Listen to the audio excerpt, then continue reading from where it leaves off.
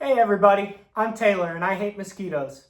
Welcome back to the channel. Today I'm just doing a brief introduction to who I am and what kickstarted my passion of working on vintage motorcycles, such as these two BSAs behind me and two Kawasaki's I've got.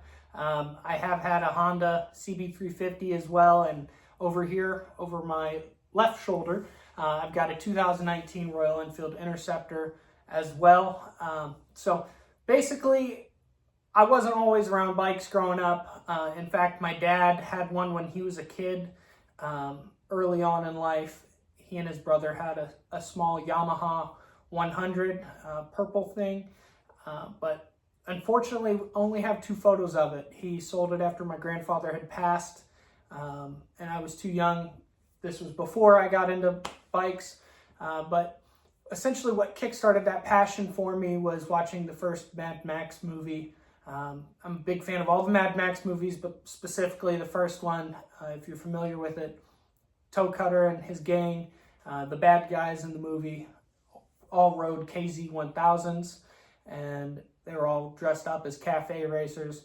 And that really, I just thought that was so cool, quintessentially cool with the fairings and then the cowls as well.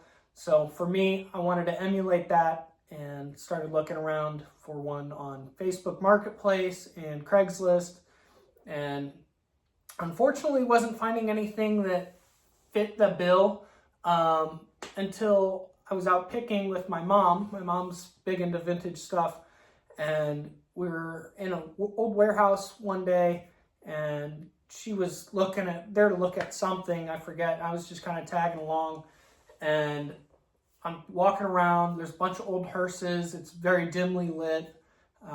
Can't see a whole lot, but walking around with the flashlight on my phone. And in the very back corner of this warehouse, I see this candy lime green color kind of shine at me and kind of speak to me, if you will. And so I went and checked it out. Like I said, very back corner, covered in about an inch of dust, missing a motor. And I talked to the guy. He said that he had a motor in a barrel, basically a 5-gallon bucket, and a cardboard box that was kind of falling apart too. And he said he'd sell it to me for $400. And I was like, kind of tossing and turning about it, kept pestering my parents about it. And of course they said no, they thought I was crazy. You know, it didn't have a motor in it, needed a lot of work, bad state of disrepair and whatnot. And I continued to pester them for 4 months. And finally they gave in, said, you know what, it's your money.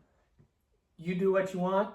This was my first big boy purchase. So I went out and bought a 1974 Kawasaki G3 SSD, candy lime green color. I still own it to this day. That's what kickstarted my passion here. Of course, I knew nothing about mechanics at the time, how a motor worked. Didn't know the difference between a 2-stroke and a 4-stroke motor, how to work on any sort of electrical work, anything. I'm talking, I was completely green, as green as the machine it was at the time, and green as the color of its body panels, tank and whatnot. And just kind of threw myself at it. Took it to a couple different shops. First shop kind of screwed me over. They're no longer in business. And second shop I took it to fix the first shop's mistakes, because again, at the time I was in college and didn't have a garage in the dorm room.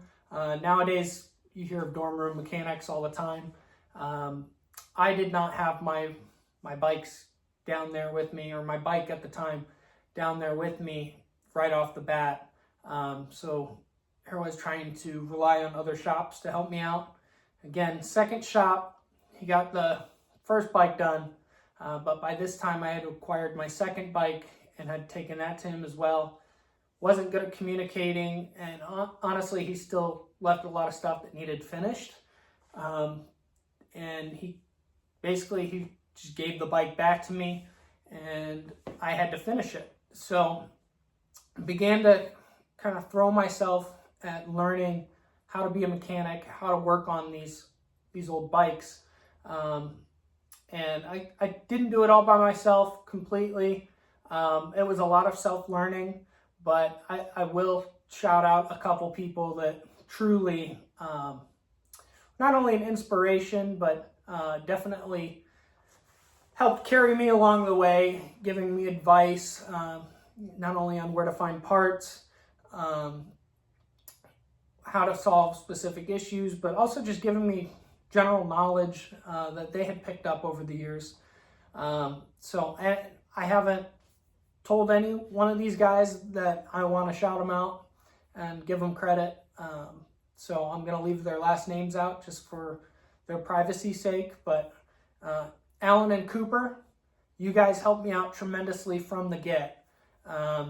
You know, I DM'd these two guys, you know, sight unseen. I was a complete stranger on the internet, DM'd them on Instagram, and they kind of took me under their wing and taught me everything I needed to know. I found them just by searching the hashtag of the bike model and came across these two guys, and they've become great friends over the years, just through motorcycles.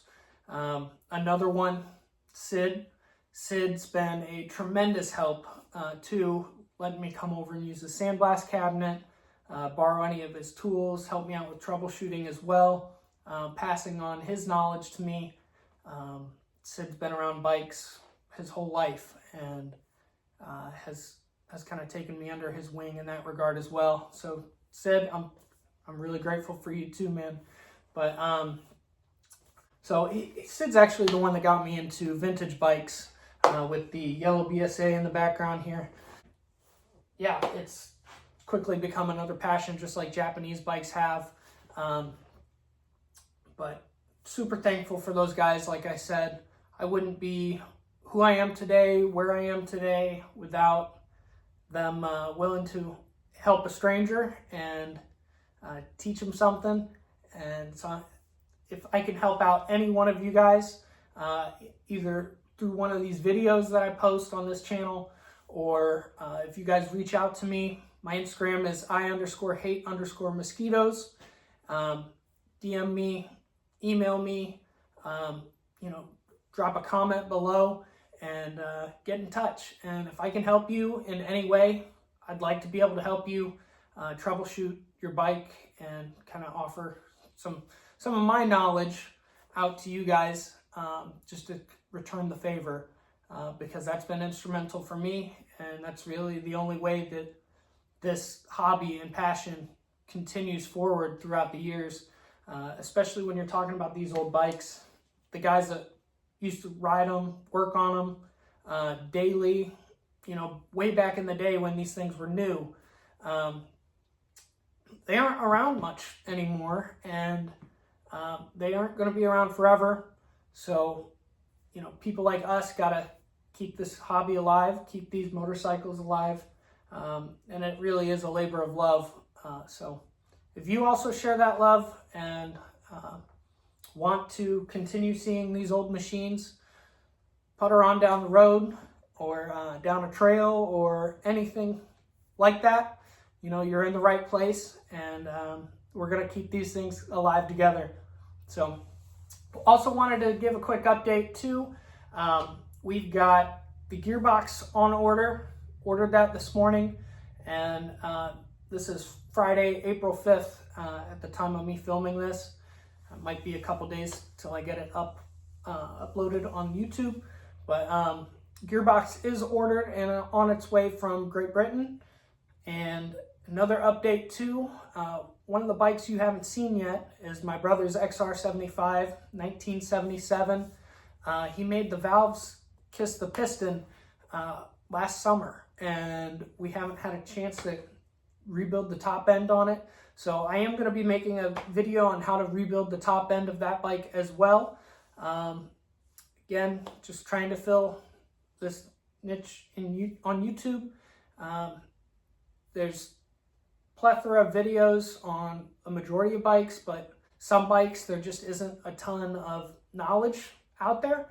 So if I can help anyone with these videos, that's the main goal and purpose of this channel, but to also share how exciting and fun this hobby can be to try to grow it. So thank you so much for tuning in and for watching this video and any to come.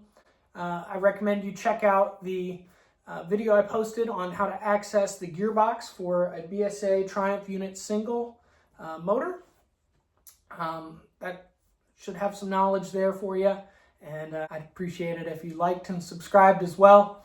Feel free to share this with your friends and or anyone else that you think would like it. And thank you very much for tuning in. All right, bye-bye everyone.